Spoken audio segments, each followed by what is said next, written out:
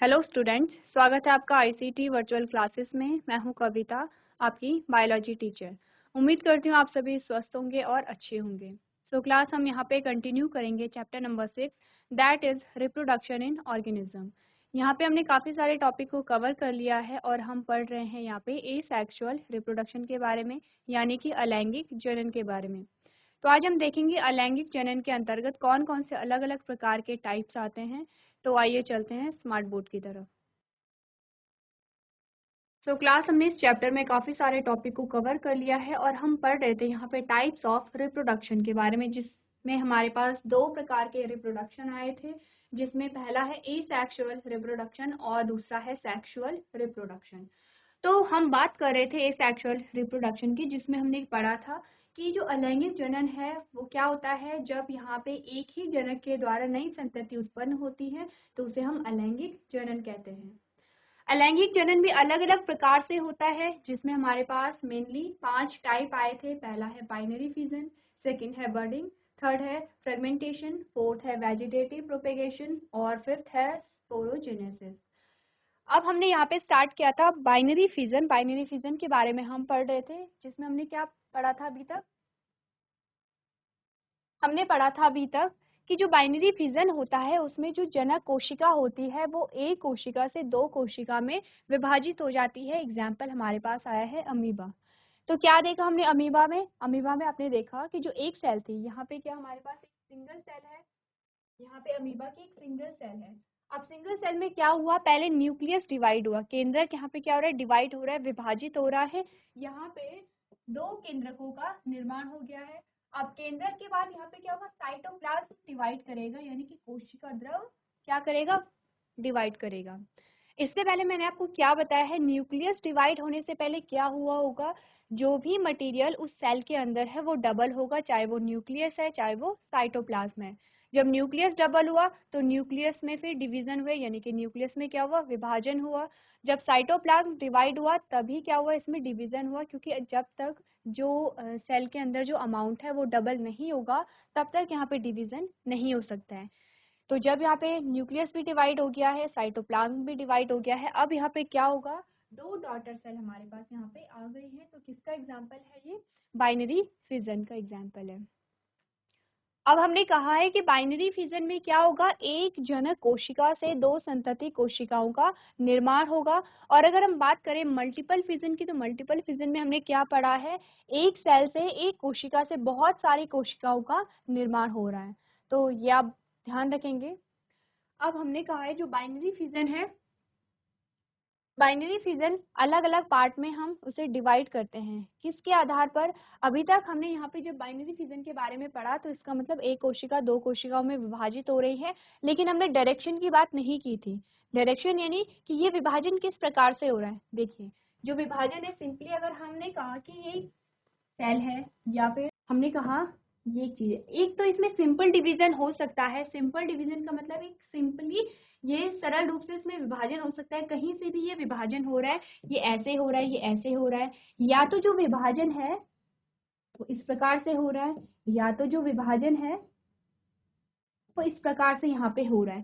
तो अब हम देखेंगे अलग अलग जो डायरेक्शन हमारे पास आती है बाइनरी फिजन में, उसके बारे में हम यहाँ पे बात करेंगे।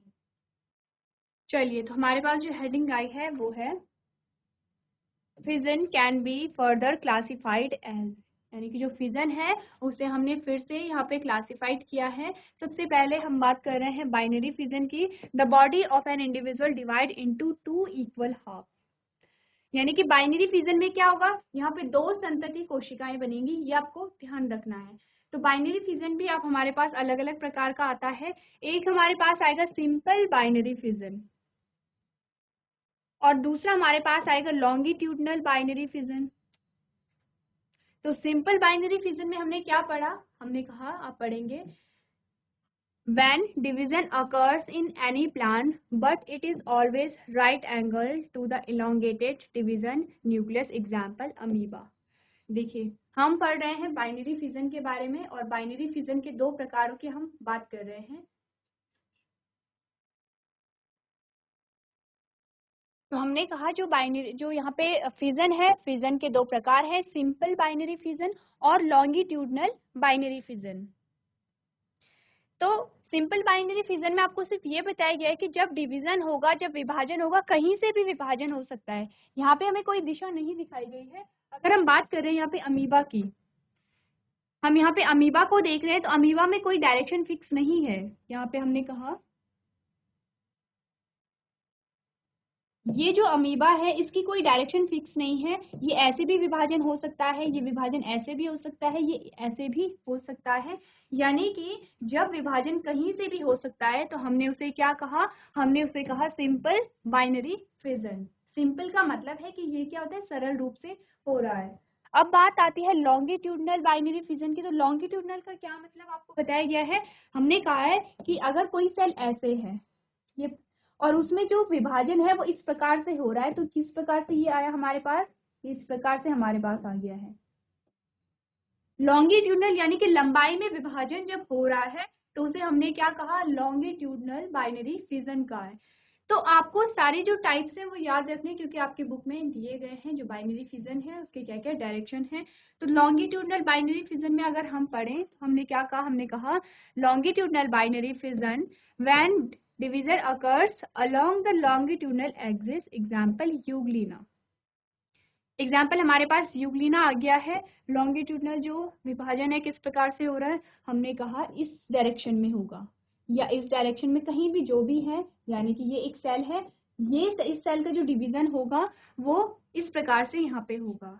ये बात क्लियर है सबको। नेक्स्ट जो हमारे पास आता है वो है ऑब्लिक बाइनरी फिजन।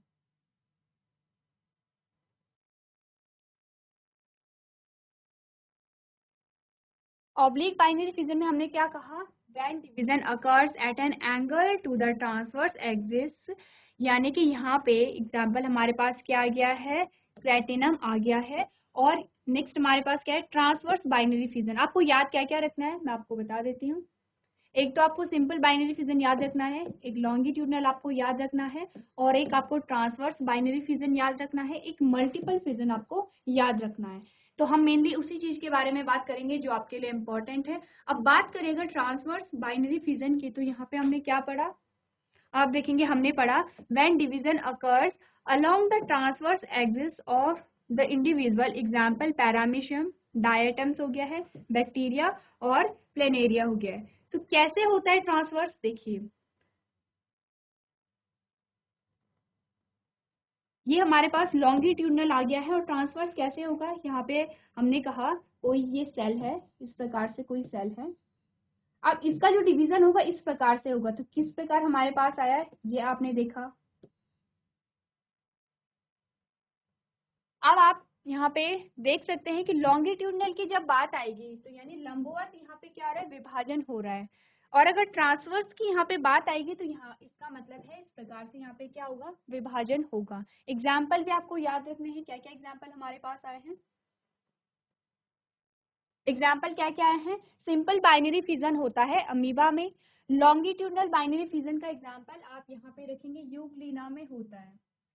अगर हम ट्रांसवर्स बाइनरी फिजन की बात करें तो ये आपके पास बहुत सारे एग्जाम्पल है, पैरामीशियम हो गया है, यहाँ पे प्लेनेरिया हो गया है। नेक्स्ट हमारे पास यहाँ पे आता है मल्टीपल फिजन। अब मल्टीपल फिजन मैंने आपको बताया है क्या होगा। मल्टीपल फिजन में सिंपली बाइनरी फिजन में दो सेल बन रही है, मल्टीपल फिजन में क्या होगी, बहुत सारी कोशिकाएं बनेंगी। आप मल्टीपल शब्द का मतलब जानते हैं, मल्टीपल यानी कि बहुत सारी यहाँ पे क्या होंगी, सेल बन रही होंगी। तो अगर आप डेफिनेशन को पढ़ेंगे तो आप देखेंगे multiple fission the division of the parent body into many daughter organism. Example है यहाँ पे प्लाज्मोडियम है,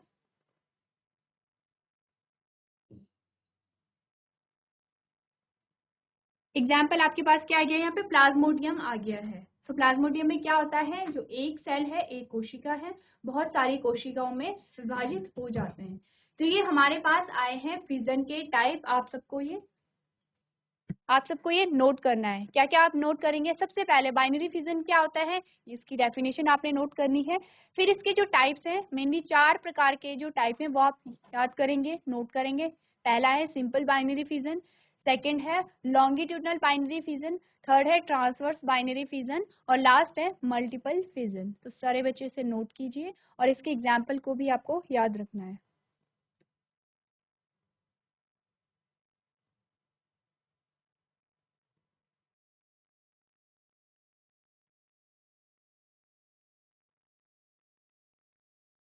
चलिए, बाइनरी फिजन की बात हमने कर ली है। अब हम बात करते हैं सेकंड टाइप की। आप लोगों को याद रखना है, हम पढ़ क्या रहे हैं, हम पढ़ रहे हैं एसेक्सुअल रिप्रोडक्शन के बारे में, यानी अलैंगिक जनन के बारे में। और अलैंगिक जनन कितने प्रकार से होता है वो हमने पढ़ा है। तो अलैंगिक जनन में टोटल 5 प्रकार हमारे पास आए थे, और 5 प्रकार में से सबसे पहले हमारे पास बाइनरी फिजन आया था। बाइनरी फिजन के बाद अब हम बात करेंगे यहाँ पे फ्रेगमेंटेशन की, कि फ्रेगमेंटेशन क्या होता है। तो ये सबने नोट कर लिया।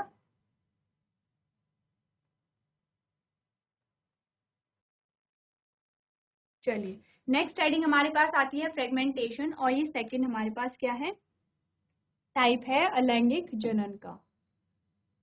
अब फ्रेगमेंटेशन में देखिए क्या होता है। फ्रेगमेंटेशन को हम कह रहे हैं विखंडन। अब विखंडन का अर्थ आप जानते हैं, यानी किसी चीज का टूटना। तो हमने सबसे पहले आप ध्यान रखेंगे अलैंगिक जनन में एक ही जनक शामिल होता है। तो अब क्या होगा, जो जनक है, जो एक जनक है, उसकी बॉडी के क्या होंगे, अलग अलग पार्ट होंगे, उसकी बॉडी में विखंडन होगा। विखंडन का है कि यानी जो जनक है, जनक का जो शरीर है, जनक की जो बॉडी है, वो अलग अलग खंडों में टूट करके क्या होगा, नई संतति का वहां पे निर्माण करेगा। अब आपने कल आप में से किसी एक बच्चे ने कहा था कि जो अलैंगिक जनन की प्रक्रिया है वो बहुत सिंपल होती है, सरल होती है। प्लस आपने कहा था कि अलैंगिक जनन में जो संतति है उनका निर्माण बहुत तेजी से होता है। तो इसी प्रकार से हो रहा है, क्योंकि देखिए यहाँ पे कोई जटिल प्रक्रिया नहीं हो रही है। सिंपली हमारे पास एग्जाम्पल आया है यहाँ पे स्पाइरोगायरा का। ये हमारे पास एग्जाम्पल है स्पाइरोगायरा। ये है स्पाइरोगायरा। और स्पाइरोगायरा में सिंपली क्या हुआ, ये एक बॉडी थी, यहाँ से बीच में ये जो बॉडी है इसके अलग अलग खंड हो गए हैं, यानी कि दो भागों में विभाजित हो गया है। दो भागों में विभाजित हुआ तो दो नए स्पाइरोगायरा बन गए हैं। अब क्या होगा, ये जो स्पाइरोगायरा है इनमें भी क्या होगा, इनकी जो बॉडी है वो अलग अलग खंडों में टूट जाएगी, और इनसे फिर क्या होगा, नए स्पाइरोगायरा यहाँ पे बन जाएंगे। क्या हो रहा है, सिंपल प्रोसेस है, एक ही जनक शामिल है, बहुत तीव्र गति से ये प्रोसेस हो रही है, और तेजी से इनके नंबर में क्या हो रहा है, ये इंक्रीज कर रहे हैं अपने नंबर को। इसीलिए कहा जाता है अलैंगिक जनन की जो प्रक्रिया है वो तेजी से होती है, बहुत जल्दी उनमें जो संतति हैं बहुत तेजी से अपनी संख्या में वृद्धि कर लेते हैं। तो अगर हम डेफिनेशन को पढ़े तो क्या हमारे पास डेफिनेशन आई है, आप पढ़ेंगे, fragmentation occurs by breaking off the parent body into 2 और मोर पार्ट्स। यानी कि विखंडन मूल शरीर के दो या दो से अधिक भागों में टूटने से होता है। मूल शरीर क्या आपको बताया जा रहा है, मूल शरीर से मतलब है पेरेंट बॉडी, यानी जनक कोशिका। जनक कोशिका के जब भाग होते हैं, अलग अलग टुकड़े होते हैं, तो उन्हीं टुकड़ों से क्या होगा, यहाँ पे नए जीव का निर्माण होगा, यानी संतति का निर्माण होता है। नेक्स्ट हमने क्या कहा, हमने कहा each of which grows to form an independent individual. Example है algae like spirogyra and bryophytes such as marchantia and riccia. यानी कि जिनमें से प्रत्येक एक स्वतंत्र व्यक्ति का मतलब है कि एक नए जीव के रूप में। स्पाइरोगायरा की बात हो रही है तो स्पाइरोगायरा से स्पाइरोगायरा ही यहाँ पे बनेंगे। तो आपको क्या बताया गया है कि विखंडन मूल शरीर के दो या दो से अधिक भागों में टूटने से होता है, जिनमें से प्रत्येक एक स्वतंत्र व्यक्ति या स्वतंत्र जीव के रूप में विकसित होता है, जैसे स्पाइरोगायरा जैसे शैवाल, और मार्केंशिया है, रिक्सिया जैसे ब्रायोफाइटा है।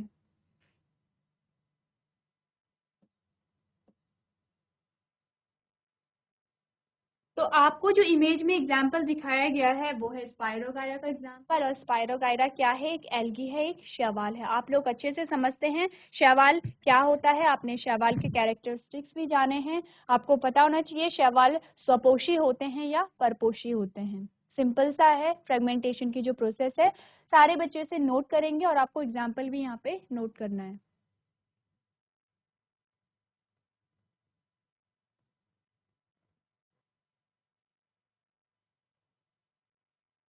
ये जो वर्ड है ये है मार्केंशिया।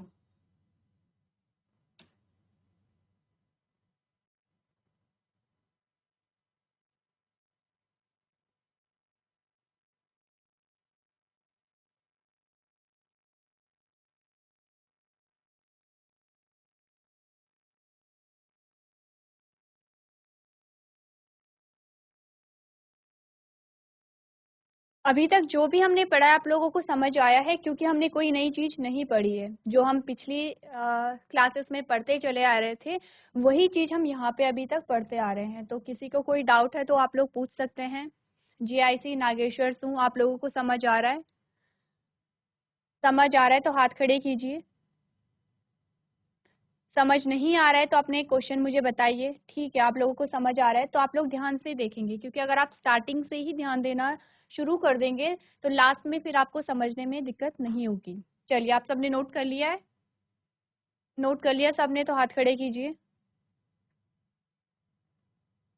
ठीक है, अब हमारे पास जो अगला टाइप हमारे पास आता है वो हमारे पास है रीजनरेशन, यानी कि पुनर्जनन।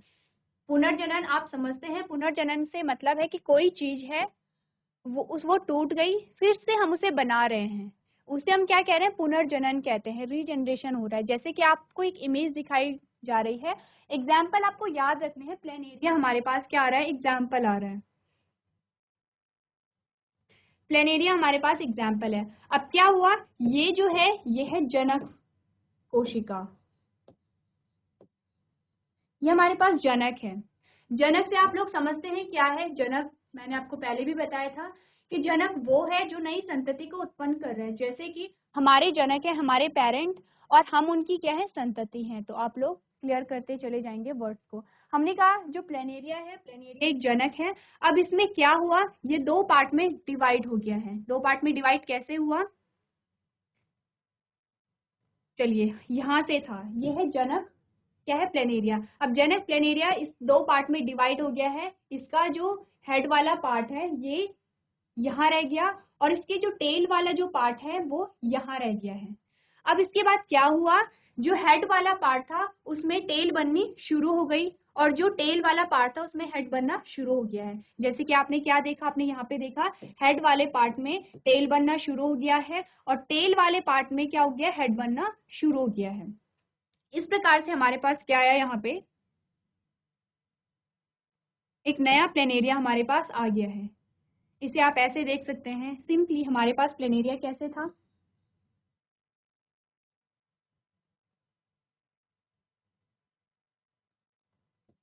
ये प्लेनेरिया की बॉडी है। अब क्या हुआ? इसके दो पार्ट हो गए हैं। इसका जो हेड वाला पार्ट है ये इस प्रकार से यहाँ पे रह गया, और टेल वाला पार्ट इस प्रकार से रह गया है। क्या होगा? जो हेड वाला पार्ट है उसमें टेल बननी शुरू हो गई है। इस प्रकार से टेल बन गई है, और जो टेल वाला जो पार्ट था उसमें हेड बनना यहाँ पे शुरू हो गया है।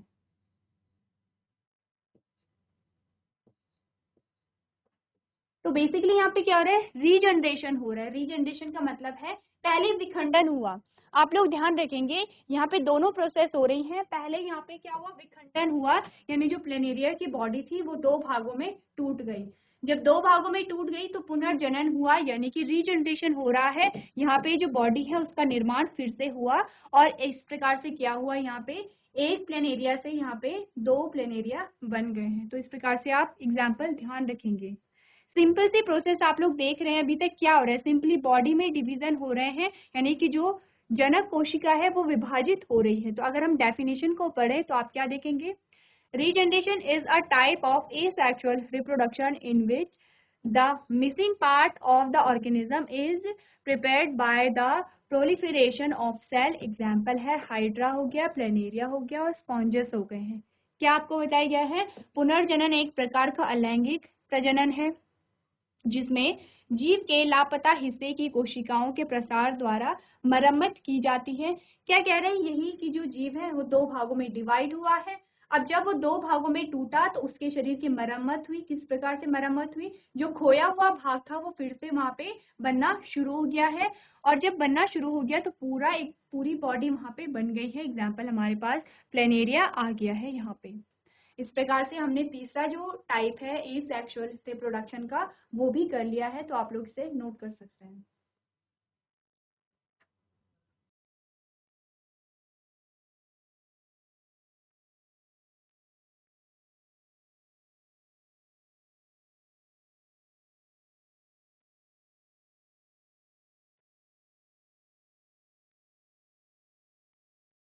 चलिए इसके बाद जो नेक्स्ट टाइप हमारे पास आता है वो आता है बर्डिंग।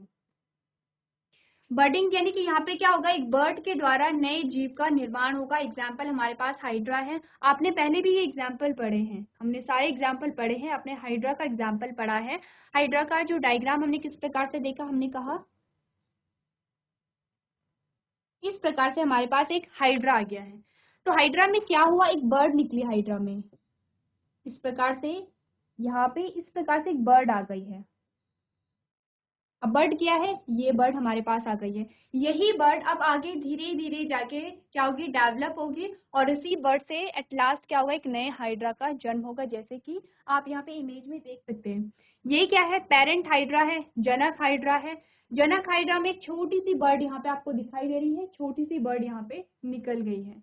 अब नेक्स्ट इमेज में आपने क्या देखा, ये जो छोटा सा बर्ड था, इस बर्ड की क्या हो गई है, पूरी ग्रोथ हो गई है, पूरी वृद्धि हो गई है। यानी कि बर्ड किस प्रकार से बनी, जिस प्रकार हाइड्रा था उसी प्रकार की ग्रोथ इसमें आ गई है, इस प्रकार की ग्रोथ यहाँ पे बन गई है।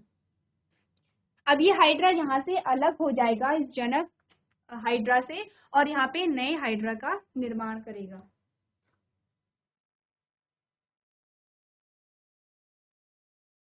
तो सिंपली यहाँ पे क्या हुआ है, एक बर्ड के द्वारा नए जीव का निर्माण हुआ है। तो लास्ट इमेज में हमने क्या देखा, यह है जनक हाइड्रा और यह है नया एक हाइड्रा, जो नई संतति यहाँ पे बनी है।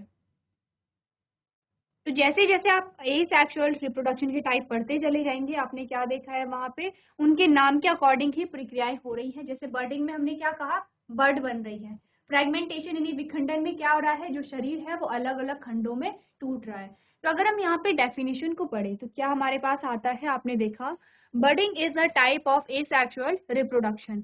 ये हम सब जानते हैं कि जो बर्डिंग है वो अलैंगिक जनन का प्रकार है। नेक्स्ट लाइन क्या बता रही है, in which a new organism is formed from a bud of an existing organism. यानी कि इस प्रक्रिया में जो नई संतति है वो जनक कोशिका से बनती है एक बर्ड के रूप में। नेक्स्ट हमने क्या देखा, the new organism remains attached to the parent organism till it gets mature. यानी ये कह रहा है कि क्या होगा, जनक कोशिका में पहले बर्ड का निर्माण होगा, जब बर्ड का निर्माण हुआ तो धीरे धीरे वो जो बर्ड है उसकी ग्रोथ होगी, और ये क्या होगा, ये जनक कोशिका से जुड़ा हुआ रहेगा तब तक जब तक कि इसकी पूरी वृद्धि और पूरा विकास नहीं हो जाता है। आपने देखा कि ये बर्ड तब तक इस जनक हाइड्रा से अलग नहीं हुई है जब तक कि इसका जो पूरा डेवलपमेंट नहीं हो गया है। नेक्स्ट लाइन हमें क्या बता रही है, organisms like hydra and yeast reproduced by budding। Simple है बर्डिंग, कुछ हम यहाँ पे डिफिकल्टी नहीं है कि जो आपको समझ ना आए। सिंपली क्या हो रहा है, हाइड्रा में एक छोटी सी बर्ड निकल रही है, जैसे कि आपने प्लांट्स में देखा कली निकलती है, प्लांट्स में भी हमने क्या देखा, कली निकलती है। अब हम क्या करते हैं, उस कली को काटकर हम किसी दूसरी जगह पे लगा लेते हैं तो नए प्लांट का फॉर्मेशन हो जाता है। सेम वैसे ही जो बर्ड है वो हाइड्रा में निकली है, और हाइड्रा से क्या हुआ फिर, जब वो बर्ड की ग्रोथ हुई, बर्ड का डेवलपमेंट हुआ, वो क्या हुआ, जनक हाइड्रा से अलग हुआ और उसने एक नए हाइड्रा का यहाँ पे फॉर्मेशन कर लिया है।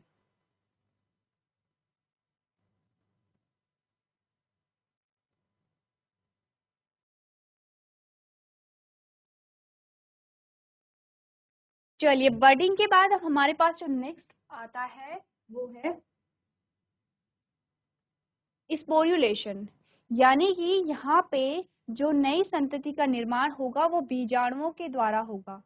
तो क्या हमने यहाँ पे पढ़ा, आपने देखा, sporulation occurs by tiny single celled thin walled spores that are extremely resistant to environmental extremes। यानी कि क्या बताया जा रहा है, जो बीजाणुओं के द्वारा जो जनन हो रहा है उसमें क्या होगा, स्पोर्युलेशन छोटे एकल कोशिका वाले पतली दीवार वाले बीजाणुओं के द्वारा होता है, जो पर्यावरणीय चरम सीमाओं के लिए अत्यधिक प्रतिरोधी होते हैं। यानी कि क्या होता है, देखिए यहाँ पे आपने देखा ये जो स्पोर्स बन गए हैं, तो स्पोर्स क्या होती है, इन स्पोर्स इन बीजाणुओं में कवर होता है, जो कि क्या करता है, जो इन्वायरमेंटल जो कंडीशंस होती हैं उनसे उन्हें बचाता है।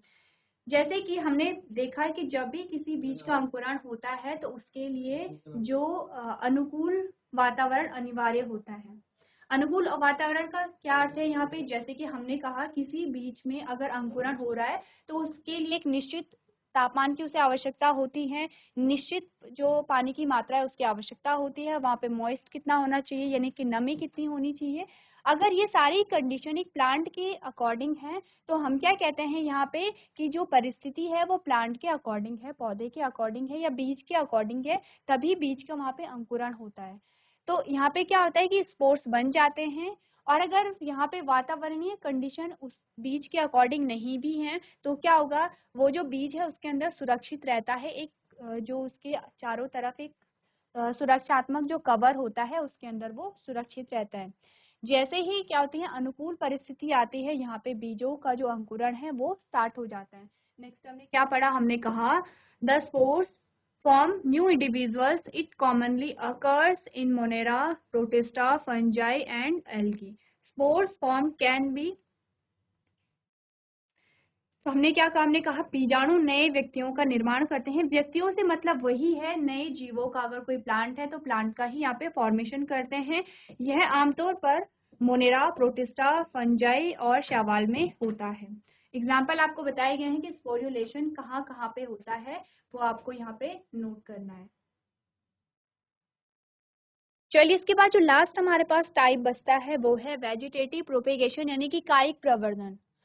तो कायिक प्रवर्धन में हमने क्या पढ़ा है, जो प्लांट है, जो पौधा है, पौधे के किसी भी अंग से नए पौधा जब विकसित हो जा रहा है तो उसे हम कायिक प्रवर्धन कह रहे हैं।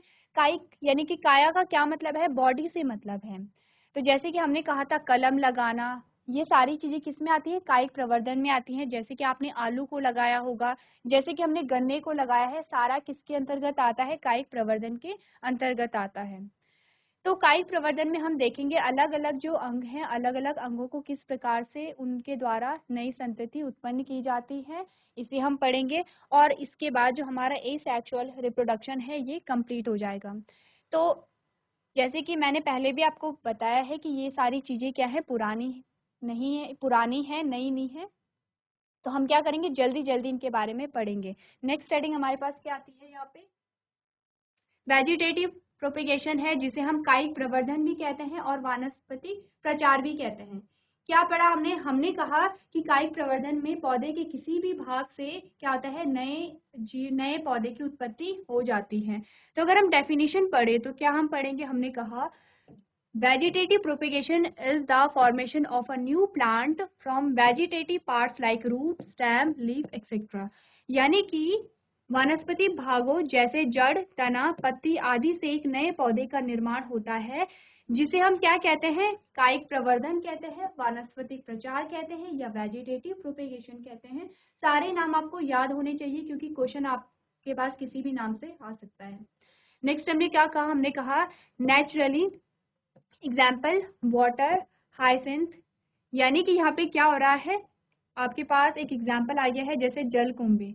तो जलकुंभी में क्या आता है, यहाँ पे ये जो वेजिटेटिव प्रोपेगेशन है ये नेचुरली भी होता है। आपने देखा होगा कभी कभी क्या होता है, कोई एक पौधा है, जैसे कि ये पौधा है और इस पौधे की क्या है, ये शाखाएं हैं। धीरे धीरे ये जो शाखा है ये क्या होती है, नीचे चली जाती है। ये क्या है, ये जमीन है, यहाँ पे सॉइल है। अब क्या होगा, इसकी ये जो ब्रांच है ये नीचे यहाँ पे जमीन में चली जाती है और ये अंदर से यहाँ पे फिर एक नया पौधा बना लेती है। तो क्या होगा, यहाँ पे ये एक नए पौधे का यहाँ पे निर्माण कर लेगी। चाहे आप यहाँ से काट भी देंगे इस पौधे को तो फिर भी ये पौधा ग्रो कर जाएगा। तो यहाँ पे इसी को हम क्या कहते हैं, वेजिटेटिव प्रोपेगेशन कह रहे हैं। कैसे हो रहा है, ये नेचुरली यहाँ पे हो रहा है।